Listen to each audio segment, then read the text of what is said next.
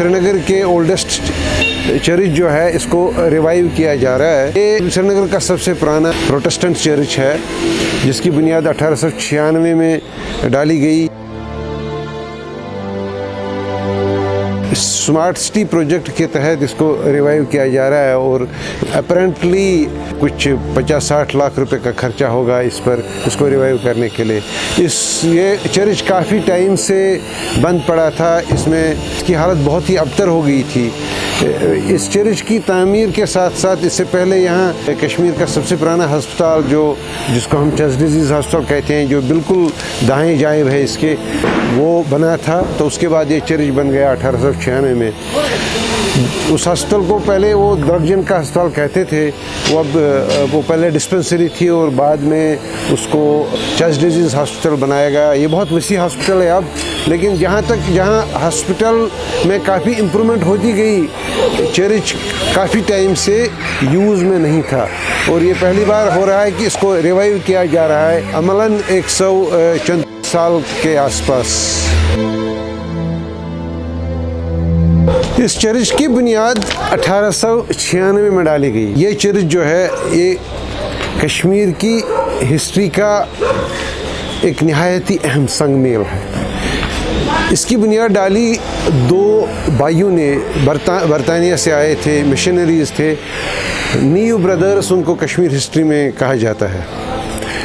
बड़ा भाई था डॉक्टर आर्थर नीव और उनका छोटा भाई था अर्नेस्ट नीव। जो आर्थर थे वो 1882 में कश्मीर आए और उनके 4 साल के बाद 1886 में उनके छोटे भाई अर्नेस्ट नीव कश्मीर आए। इन दो भाइयों का कंट्रीब्यूशन बहुत ही मैसिव है, बहुत ही ज़्यादा है कश्मीर में मॉडर्न मेडिकल साइंस जो है उसको मुतारिफ करने में और उसको पॉपुलराइज करने में।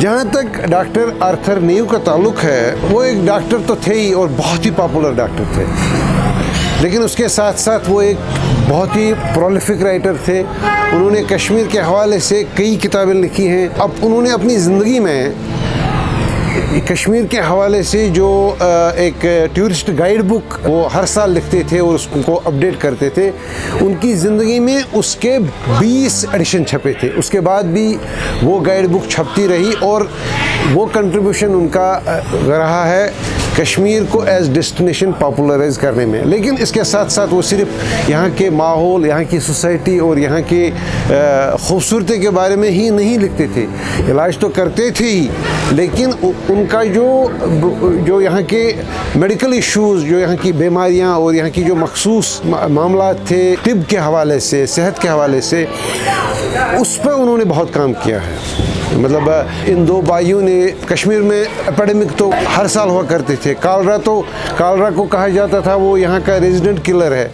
उसके बाद प्लेग तो हुआ करता था। उसके अलावा जो और बहुत सारी बीमारियाँ थी, टाइफस था, फॉरेनस्टर्नस एक मखसूस बीमारी जो यहाँ की सैनिटेशन और यहाँ की गुर्बत की देन थी कश्मीर को, वो अब खैर नहीं रही, वेस्ट में अब भी मौजूद है उस पर।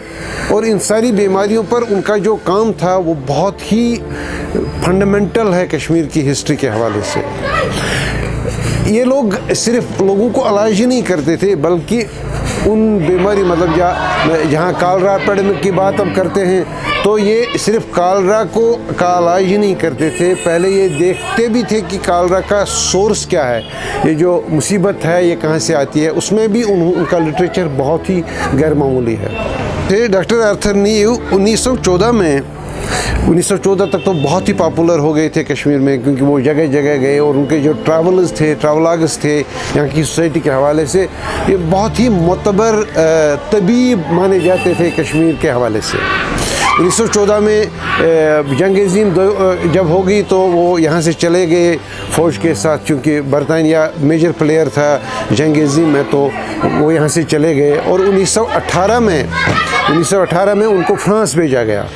और ये वही दौर है 1918 के आसपास स्पेनिश फ्लू हो गया। स्पेनिश फ्लू की जो बुनियाद थी, की जो वजह थी, जो अब आजकल का मेडिकल साइंस कह रहा है, वो वही था H1N1, जिसको यहाँ फ्लू है आजकल, या जिसके वेरिएशंस और म्यूटेशंस आ रहे हैं, ये यही थे।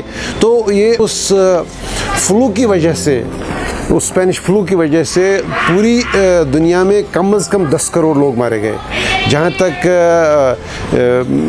अनडिवाइडेड इंडिया में जो अदाद शुमार तब तक जमा किए गए थे, कम से कम 1 करोड़ 80 लाख के आसपास स्पेनिश फ्लू में मारे गए।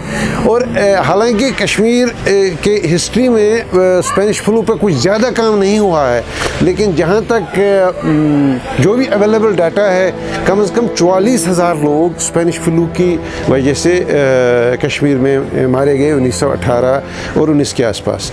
जो डॉक्टर आर्थर नीव थे वो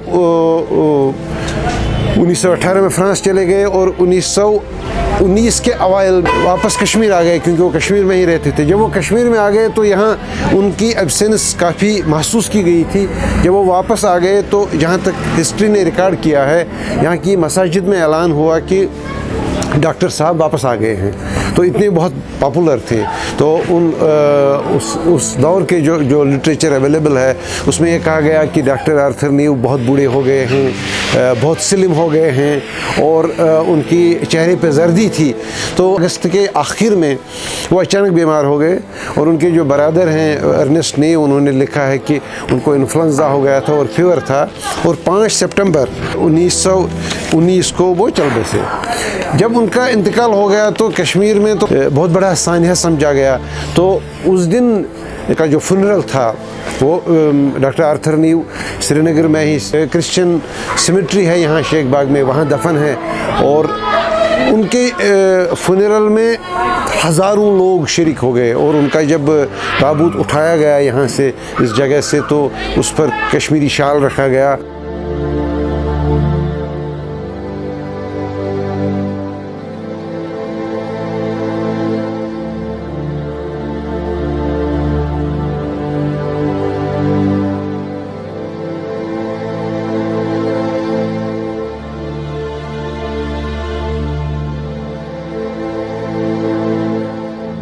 कश्मीर का जो हेल्थ केयर सेटअप था वो सदियों से यूनानी था, क्योंकि इस पूरी दुनिया में, दुनिया के इस हिस्से में यूनानी ही डोमिनेट करता था या आयुर्वेदा हुआ करता था। लेकिन जहाँ तक एलोपैथी या जिसको हम मॉडर्न मेडिकल साइंस कहते हैं, उसकी इंट्रोडक्शन जो थी उसको मुतारिफ करना कश्मीर में ये दीन क्रिश्चियन मिशनरीज़ की है।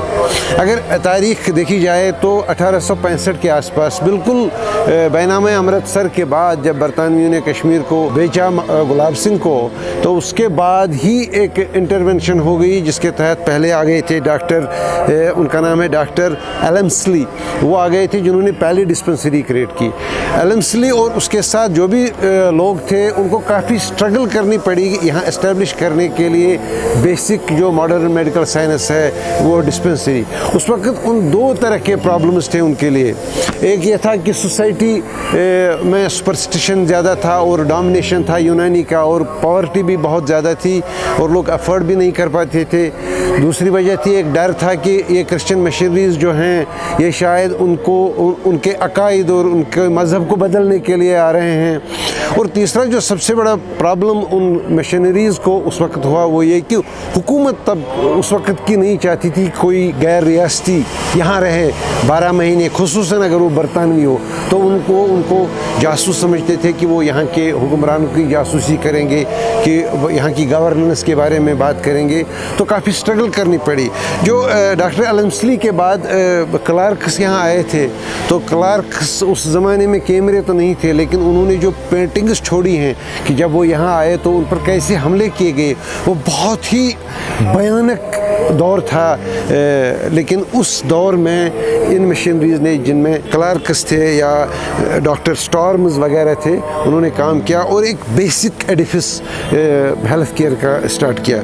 उसके बाद डॉक्टर एलम्सली वापस चले गए। ज़्यादा काम करने की वजह से, ओवर एक्सर्शन की वजह से मर गए। वो पहले क्रिश्चियन मिशनरी डॉक्टर है जो काम की वजह से लोगों को इलाज करने के करते चल बसे। और उसके बाद फिर दौर होता है शुरू नीव ब्रदर्स का, जिन्होंने एक्चुअली यहाँ मॉडर्न मेडिकल साइंस इंट्रोड्यूस भी किया, डॉक्यूमेंट भी किया और पॉपुलराइज भी किया। और ये जो जिस बिल्डिंग में इस वक्त हैं ये मिशन अस्पताल था, और ये धीरे धीरे रफ्ता रफ्ता ये तब्दील हो गया और इस वक्त ये यहाँ का सबसे बड़ा हॉस्पिटल है।